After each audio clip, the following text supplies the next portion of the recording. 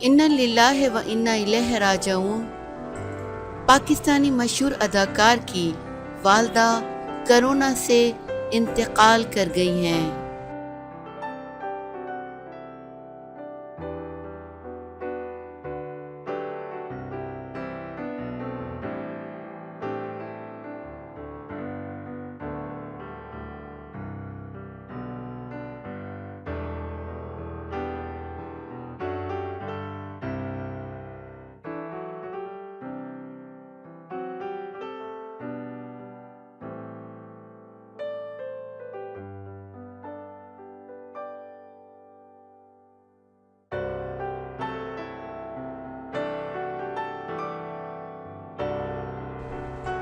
اداکار سعد قریشی کی والدہ کرونا وائرس کے باعث چل بسی۔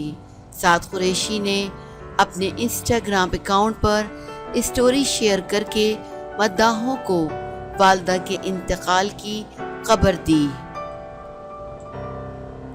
اداکار نے لکھا کہ والدہ کا انتقال آج صبح ہوا اور وہ 56 روز سے کرونا کی وجہ سے ہونے والی پیچیدگیوں کے باعث ہسپتال میں زیر علاج تھی۔